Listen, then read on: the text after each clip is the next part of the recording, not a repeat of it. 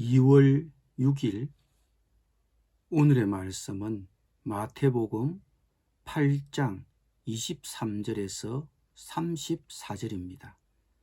배에 오르심에 제자들이 따랐더니 바다에 큰 놀이 일어나 배가 물길에 덮이게 되었으되 예수께서는 주무시는지라. 그 제자들이 나와 깨우며 이르되 주여 구원하소서, 우리가 죽겠나이다. 예수께서 이르시되 어찌하여 무서워하느냐, 믿음이 작은 자들아 하시고 곧 일어나사 바람과 바다를 꾸짖으시니 아주 잔잔하게 되거늘 그 사람들이 놀랍게 여겨 이르되 이가 어떠한 사람이기에 바람과 바다도 순종하는가 하더라. 또 예수께서 건너편 가다라 지방에 가시매 귀신 들린 자 둘이 무덤 사이에서 나와 예수를 만나니 그들은 몹시 사나워 아무도 그 길로 지나갈 수 없을 지경이더라. 이에 그들이 소리질러 이르되 하나님의 아들이여, 우리가 당신과 무슨 상관이 있나이까? 때가 이르기 전에 우리를 괴롭게 하려고 여기 오셨나이까 하더니 마침 멀리서 많은 돼지떼가 먹고 있는지라. 귀신들이 예수께 간구하여 이르되 만일 우리를 쫓아내시려면 돼지떼에 들여 보내 주소서 하니 그들에게 가라 하시니 귀신들이 나와서 돼지에게로 들어가는지라. 온 떼가 비탈로 내리달아 바다에 들어가서 물에서 몰사하거늘 치던 자들이 달아나 시내에 들어가 이 모든 일과 귀신 들린 자의 일을 고하니 온 시내가 예수를 만나려고 나가서 보고 그 지방에서 떠나시기를 간구하더라. 아멘.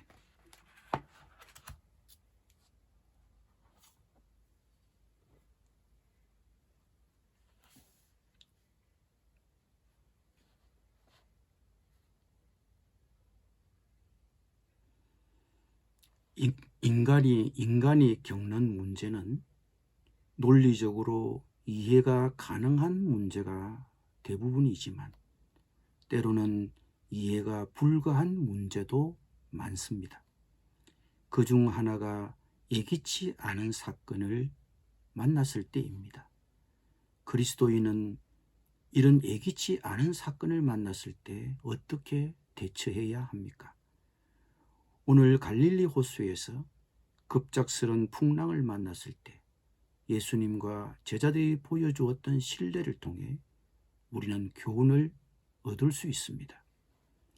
이스라엘 갈릴리 지방의 호수는 낮은 지역에 위치해 있었고 언덕으로 둘러싸인 위치 때문에 낮은 곳에서 높은 곳으로 올라가는 하강 기류와 갑작스런 돌풍이 일어나곤 했습니다.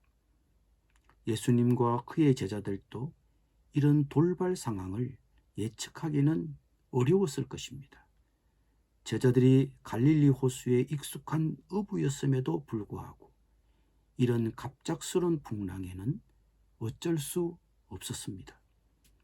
그런데 제자들과 함께 배를 타신 예수님은 호수의 거센 풍랑에도 불구하고 잠이 드셨습니다.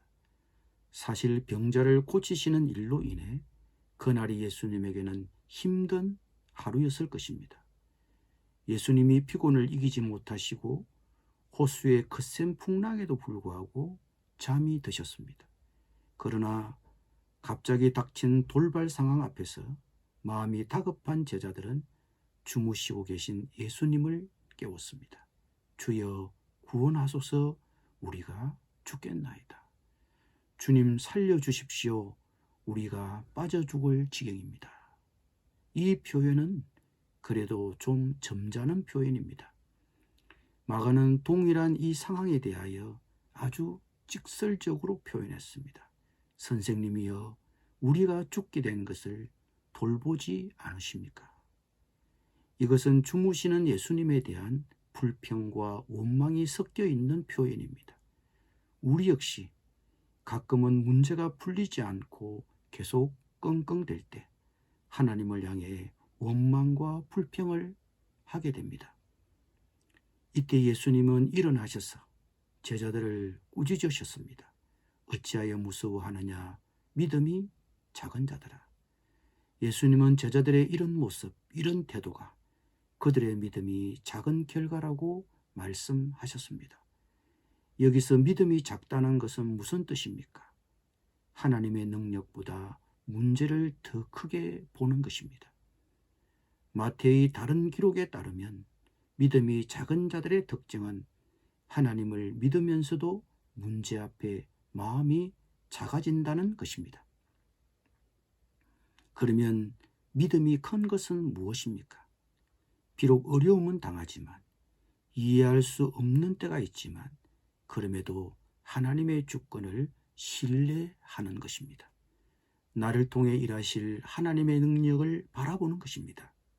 그것이 큰 믿음입니다. 예수님은 제자들의 원망과 불평에 가만히 있지 않으셨습니다. 엄밀히 말해 하나님은 우리의 기도에 침묵하시지 않습니다. 제자들을 꾸짖으신 예수님은 이제 바람과 호수를 향해 꾸짖었습니다. 그러자 바람과 호수가 아주 잔잔해졌습니다. 그러자 이 사건을 지켜본 제자들이 놀랍게 여겨 이르기를, 이가 어떠한 사람이기에 바람과 바다도 순종하는가 하였습니다. 예수님은 어떤 분입니까? 바람과 호수라도 제어하실 수 있는 분입니다. 바람과 바다에게 명령하고 그 명령에 바람과 바다라도 복종하였습니다. 누가 이런 일을 할 수 있습니까? 그것은 창조주 하나님만이 하실 수 있는 일입니다. 그런데 예수님이 하시고 있습니다. 그러면 예수님이 누구십니까? 이 기적을 통해 제자들이 깨닫게 된 것은 무엇입니까? 이가 어떠한 사람이기에 바람과 바다도 순종하는가? 도대체 예수님은 어떤 분이신가? 예수님이 제자들에게 이 기적을 보여주신 목적이 이 말 속에 담겨 있습니다. 예수님은 자신이 누구이신지를 제자들에게 깨닫게 하시려고 이 기적을 보여주신 것입니다. 보통 사람들은 사건을 통해서 예수님을 믿기도 합니다. 그 사건을 통해서 하나님을 발견하기도 합니다. 하나님이 기적을 보여주시는 이유입니다. 우리 모두도 인생의 사건을 통해 예수님이 어떤 분이신지를 더 깨달아 알게 되고 살아계신 하나님을 만나게 되는 계기가 되기를 바랍니다. 하나님은 살아계십니다. 그리고 우리 가운데 계십니다. 그리고 우리의 형편을 아십니다. 그리고 그분은 모든 피조세계를 다스리는 분입니다. 풍랑을 잔잔케 하신 하나님은 오늘도 우리의 사건을 해결하실 수 있는 분입니다. 예기치 않는 문제라 하더라도 하나님의 일하심과 하나님의 지혜를 믿고 신뢰하십시오. 우리가 다 이해할 수는 없어도, 하나님이 다 설명해 주시진 않으셔도 하나님의 주권을 신뢰하십시오. 이것이 큰 믿음입니다. 기도드립니다. 주님, 예기치 않은 문제를 만나더라도 하나님의 능력과 하나님의 일하심을 신뢰하겠습니다. 혹 제가 문제 앞에 좌절하고 원망하고 불평하더라도 저의 원망, 저의 불평을 기도로 받아 주시옵소서. 그리고 그 문제를 해결하여 주시옵소서. 그리고 그 사건을 통해 예수님을 더 알아가게 하여 주시옵소서. 예수님의 이름으로 기도드립니다. 아멘.